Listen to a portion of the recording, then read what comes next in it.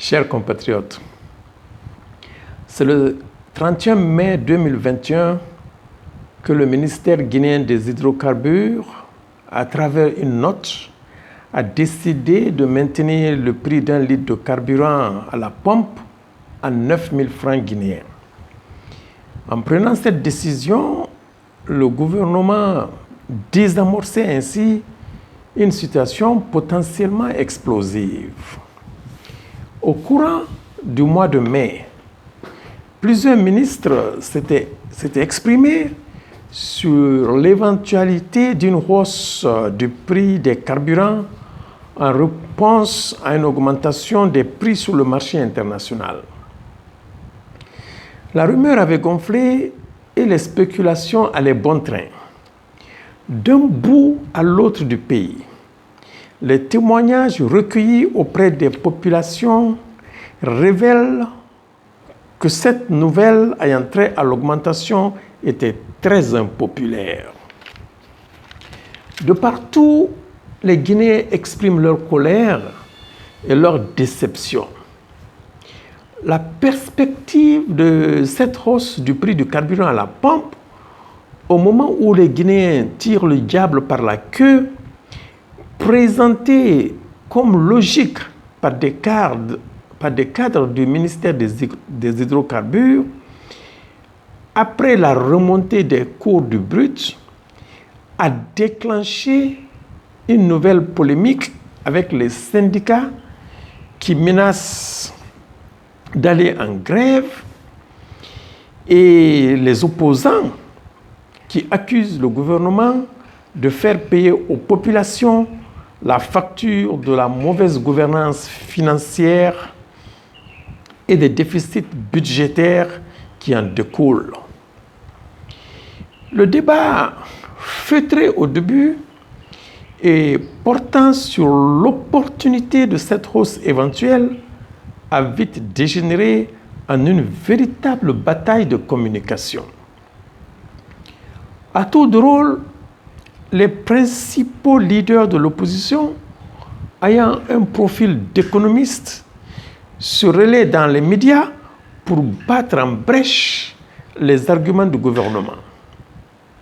Le FNDC lui-même n'est pas en reste et publie un document gouvernemental confidentiel qui détaille l'architecture de la structuration des prix. Le contenu de ce document va toucher des nerfs sensibles, puisqu'il révèle qu'après avoir pris en compte l'ensemble des charges, la rémunération des intermédiaires qui interviennent depuis l'importation jusqu'au transport et au stockage, l'État a une marge bénéficiaire d'un peu plus de 2 000 francs guinéens, le prix de revient s'élevant à 6 768 francs guinéens, alors que le litre de carburant est vendu à 9 000 francs guinéens. Avec cette révélation fracassante, c'est au tour de l'ex-ministre des Finances, Ousmane Kaba, président du PADES, de mettre la cerise sur le gâteau. Pour lui, le gouvernement n'a jamais subventionné en tant que tel le prix du carburant.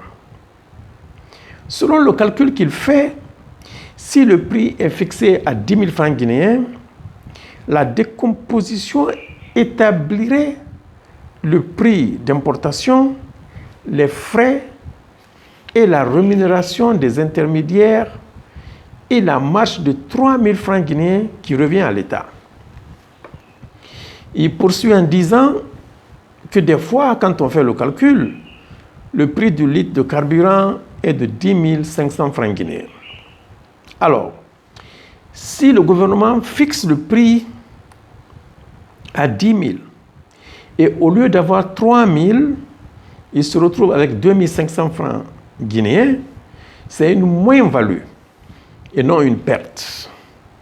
Pour Ousmane Kaba, donc, le gouvernement ne subventionne pas, puisque parler de subvention, c'est prendre votre argent pour payer à la place du consommateur et ça n'a jamais été le cas. Le leader du PADES finit sa démonstration en mettant en garde contre les abus de langage ou les mensonges d'État. Il sera supporté dans cet argumentaire par le leader de l'opposition, Cellou Dalein Diallo, qui, au cours de l'assemblée virtuelle de son parti, va s'appuyer sur un document pour expliquer la structure des prix des hydrocarbures TTC, tout tarif compris. Le constat est le même et il abonde dans le même sens que les autres en rejetant la thèse de la subvention supposée des hydrocarbures. Un pavé dans la mare, car longtemps on a fait croire aux Guinéens que l'État se saignait pour subventionner les hydrocarbures. Et c'est bien cette même ligne de défense que le ministre des Hydrocarbures, Jakaria Coulibaly, et le porte-parole du gouvernement, Tibou Camara, vont utiliser pour tenter de clarifier et justifier la nécessité d'une hausse des prix sans convaincre vraiment trop de monde. À la fin, le gouvernement n'avait d'autre choix que de reculer. Mais pour autant, le débat n'est pas définitivement clos, car même si l'anxiété des Guinéens a baissé d'un cran, il n'est pas exclu que le gouvernement saisisse la première opportunité pour revenir à la charge. Pour eux, ce sont les conditions du marché qui exigent cette hausse du prix et les arguments avancés par les opposants ne tiennent pas compte du principe de flexibilité lié au prix du baril.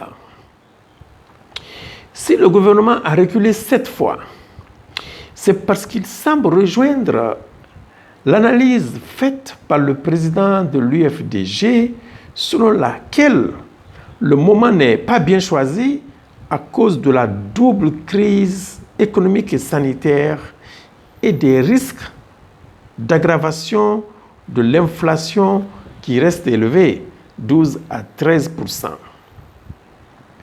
Sans compter que le gouvernement redoute une explosion de la colère sociale au moment même où le pays est indexé sur le plan international pour de nombreuses violations des droits de l'homme. Il est clair donc que la prochaine fois, ce sont les mêmes arguments qui vont revenir sur la table, vu que les questions soulevées n'ont pas été définitivement tranchées. Chaque camp s'arc-boutant sur ses positions. Si cette première manche a permis aux Guinéens de comprendre le mécanisme de structuration des prix des hydrocarbures et la manipulation qui peut en découler, il reste évident que certaines questions soulevées dans ce débat ont été évacuées sans parvenir à un correct entendement entre les différents interlocuteurs.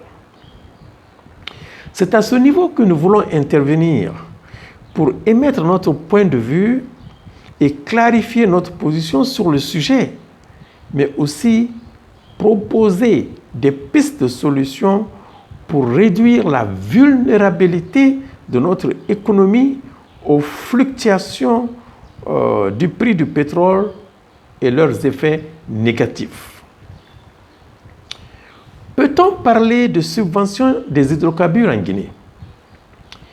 Les explications avancées par les uns et les autres ont été assez révélatrices de la compréhension par chacun du système des subventions. Il est clair que pour les uns, le manque à gagner, les moins-values représentent une perte qui aurait pu servir à financer de nombreux autres projets. particulièrement dans le domaine social, la santé, l'éducation et les routes. Et puisque cette perte n'est pas remplacée, c'est le consommateur qui profite et tire avantage de cette recette fiscale. Le gouvernement en déduit donc qu'il est en train de subventionner le prix du carburant. Pour les autres qui critiquent cette théorie du gouvernement, les calculs ont montré que non seulement l'État rentre dans ses fonds en tenant compte du prix de revient, mais il a une marge bénéficiaire de plus de 2 000 francs guinéens sur le prix du carburant à la pompe. Et l'État ne puise aucun sou dans ses caisses pour payer à la place du consommateur les différents frais et taxes associés à l'importation, la distribution et la vente des hydrocarbures. Tout cela est déjà compris dans le prix final à la pompe. Difficile dans ce cas de parler de subvention puisque l'État ne paie rien à la place des consommateurs auxquels sont répercutées toutes les charges. Et c'est là où nous rejoignons l'argumentaire développé par le leader du PADES, Ousmane Kaba, le président Cellou Dalein Diallo et bien entendu le FNDC, dont les explications décrivent mieux la réalité de ce qui se passe dans le mécanisme de structuration des prix du carburant. La théorie soutenue par les représentants du gouvernement relève d'une certaine interprétation d'un jeu de mots utilisé pour rendre plus abstraite aux oreilles profanes une opération somme toute simple et bien claire. Mais ils ne s'arrêtent pas là, puisqu'ils interprètent aussi le phénomène de la contrebande transfrontalière comme étant une autre forme de subvention. La réexportation vers les pays voisins est-elle une forme de subvention et est-elle préjudiciable à l'État? On a vu que tous ceux qui se sont exprimés sur le sujet du côté du gouvernement ont affirmé clairement que le carburant moins cher de la Guinée avait tendance à trouver le chemin des pays voisins, notamment le Mali, la Côte d'Ivoire et le Sénégal, où le carburant est cher et donc revendu au prix fort.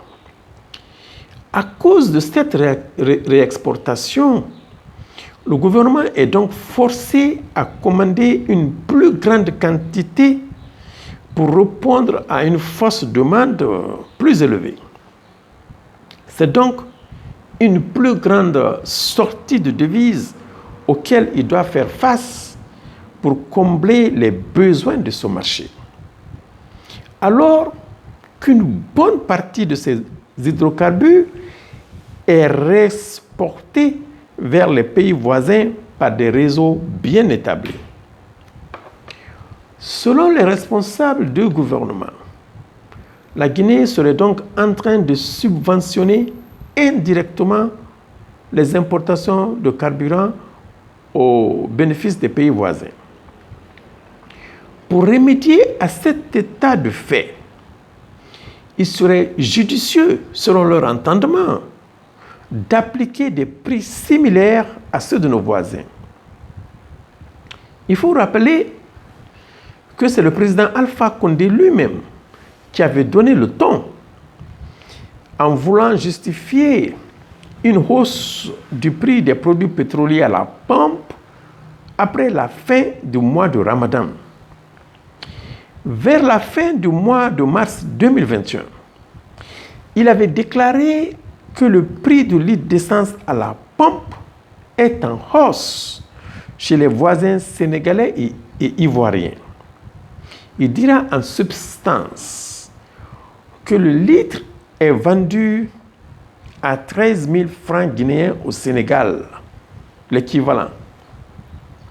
En Côte d'Ivoire, l'équivalent de 14 000 francs guinéens. Nous, ici, nous sommes à 9 000 francs guinéens, dira-t-il.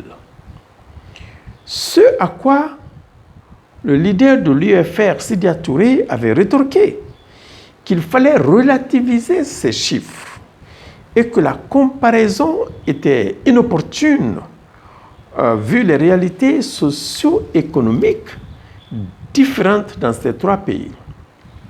En Côte d'Ivoire, comme au Sénégal, le PIB par habitant est plus élevé, le SMIC est plus élevé et la population a accès à un plus grand réseau de transport en commun. Mais en suivant la logique du président guinéen, notre pays serait en train de perdre d'importantes sommes d'argent en maintenant le prix de l'essence à un taux qu'il estime très bas pour la sous-région. Mais les données d'enquête sur ce sujet révèlent que les prix pratiqués en Guinée se situent plutôt dans la moyenne des prix de la sous-région. Il est aussi conforme à la réalité socio-économique et à la nature et à la structure de notre économie. Quelques exemples suffisent à prouver cette assertion. En Côte d'Ivoire, le litre d'essence est à 615 francs CFA, soit l'équivalent de 11 200 francs guinéens. Au Sénégal, le litre d'essence est à 12 202 francs guinéens. En Gambie, le prix est équivalent à 10 168 francs guinéens. En Sierra Leone, le prix est à 7 412 francs guinéens. Au Libéria, c'est 7 537 francs guinéens. Au Burkina Faso, 10 767 francs guinéens. Au Mali, le prix est de 12 304 francs guinéens. Tandis qu'au Ghana, c'est 8 733 francs guinéens. Comme on le voit donc, la Guinée est loin de la zone rouge. Nos voisins les plus proches, la Sierra Leone, le Libéria et même le Ghana, pratiquent des prix encore plus bas.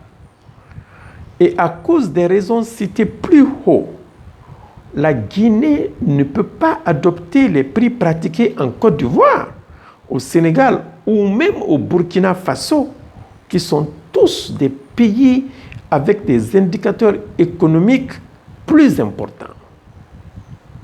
Le cas du Mali est un peu différent. La Guinée serait-elle en train de subventionner le carburant envoyé au Mali? Cela n'est pas tout à fait établi. Le Mali est un pays en guerre et de surcroît un pays enclavé. Ses coûts de transport et de stockage sont plus élevés. Il n'y a vraiment aucune perte du côté guinéen, car comme l'a si bien dit le président de l'UFDG, la réexportation vers les pays voisins est une source de devises et d'apports fiscaux pour le trésor. Y a-t-il donc un exemple de pays qui subventionne le carburant? Oui, il y a des pays en Afrique qui ont longtemps pratiqué la subvention à l'énergie, même si aujourd'hui plusieurs d'entre eux ont mis fin à ces subventions ou du moins entamé une réforme de ces subventions. Le cas par exemple du Ghana, de la Namibie du Niger et du Nigeria. Paradoxalement, ce sont les pays producteurs de pétrole comme l'Égypte, dont la facture pétrolière avait atteint au cours de certaines années plus de 10 milliards d'euros, qui subventionnent le plus. Le cas du Nigeria est un exemple assez frappant.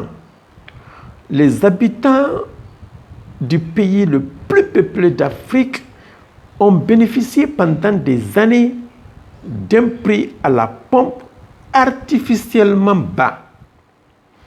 Le prix du litre à la pompe était de l'ordre de 3 979 francs guinéens. 3 979 francs guinéens.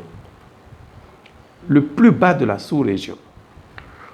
Le Nigeria ne possède que d'infimes capacités de raffinage, contraignant les autorités à subventionner à coups de milliards de dollars le carburant importé.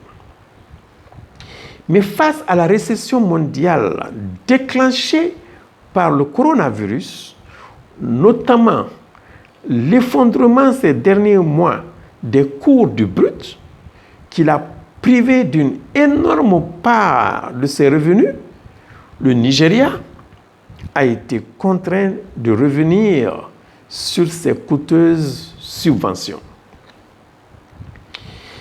La Guinée court-elle le risque d'une dégradation des finances publiques? On ne peut répondre à cette question que par l'affirmative. Aujourd'hui, c'est un secret de polichinelle que le gouvernement guinéen fait face à de sérieuses difficultés de trésorerie. Comme dans d'autres pays, il doit trouver de l'argent pour relancer l'économie. On a demandé aux services de douane, de police et aux autres régies financières de faire de gros efforts pour doubler les recettes. Les responsables de toutes ces régies financières ont dû signer des contrats de performance. Il faut trouver l'argent partout où l'on peut. Même plusieurs départements ministériels, tels que celui des Affaires étrangères, ont été mis à contribution. La dernière trouvaille était l'augmentation du prix du carburant, mais devant la clameur, le gouvernement a reculé pour le moment. Mais jusqu'à quand? Il est clair que vu l'état des finances publiques, cette hausse du prix du carburant ne saurait tarder.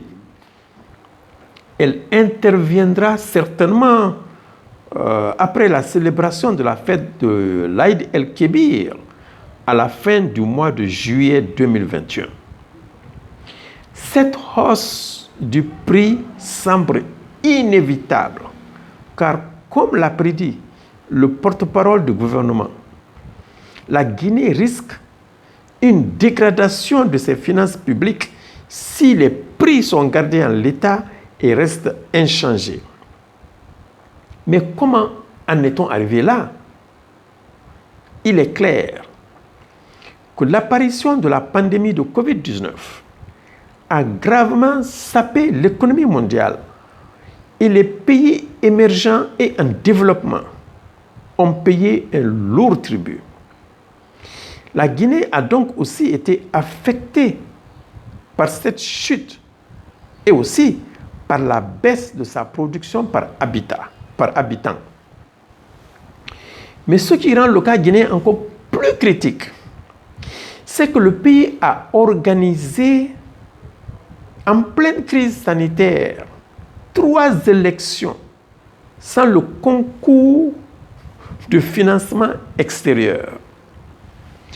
On a dû faire recours à la planche à billets, aggravant du coup la spirale inflationniste. Beaucoup d'argent a été dépensé dans les différentes campagnes électorales.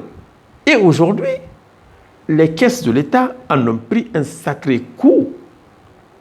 Il faut donc trouver rapidement de l'argent en augmentant le prix du carburant pour renflouer les caisses de l'État. Sans quoi, le gouvernement aura de sérieuses difficultés à boucler le budget et avoir les fonds nécessaires pour la santé, l'éducation et autres services sociaux. Que faut-il faire pour sortir de la crise? L'ampleur de cette crise économique nous a montré que notre pays, comme beaucoup de pays émergents et en développement, souffre de vulnérabilités qui sont accentuées par des chocs exogènes. Sinon, la Guinée et de nombreux pays africains ont été relativement épargnés par la COVID-19, mais ont plus souffert de son impact économique. En plus, notre pays dépend principalement de deux sources de revenus: la rente minière et les recettes fiscales découlant de la commercialisation des produits pétroliers. La Guinée étant un pays riche en ressources, on a tendance à reposer tout notre espoir sur les ressources naturelles afin d'assurer notre développement. Et cela expose le pays à des vulnérabilités. Au moindre choc externe, la tendance est d'augmenter la production des produits de base, agriculture, bauxite, ou alors le prix du carburant à la pompe. Il faut absolument sortir de ce cycle. Il est temps de prendre conscience de la nécessité de mobiliser les recettes publiques pour le financement des biens et services. L'impôt représente un revenu stable et prévisible en opposition à l'aide au développement et aux redevances minières volatiles. C'est pourquoi nous pensons que pour avoir une solution durable à ce problème, il faut aller dans le sens d'une refondation du système économique de notre pays. Pour ce faire, nous avons besoin d'une réforme fiscale qui, il est vrai, est difficile à réaliser dans une économie où le secteur informel tient une part importante. Mais d'autres pays, comme l'Arabie saoudite, l'ont fait avant nous. Ils ont fait recours à l'expertise américaine très tôt pour transformer leur économie, qui était largement informelle, en une économie moderne, propice à la mobilisation des ressources internes. Et ce, malgré la rente pétrolière. Alors pourquoi pas nous? Notre économie, il est vrai, reste encore largement informelle, avec une part estimée à plus de la moitié du PIB. L'emploi informel occuperait près de 70% de la force de travail du pays. C'est donc à ce niveau qu'il faut agir pour rendre cette économie moins informelle et faciliter la mobilisation des ressources internes. Il faudra diversifier notre économie pour la rendre moins vulnérable aux chocs exogènes. Nous savons que ce sont des mesures à long terme, mais nous ne perdrons rien à entamer ce chantier dès maintenant, en vue de faire de notre économie une économie émergente. Au lieu de perdre tout notre temps à nous disputer sur la sémantique des mots, sur l'opportunité et le bien fondé d'une éventuelle hausse des prix des hydrocarbures. Dans l'immédiat, le gouvernement doit sérieusement envisager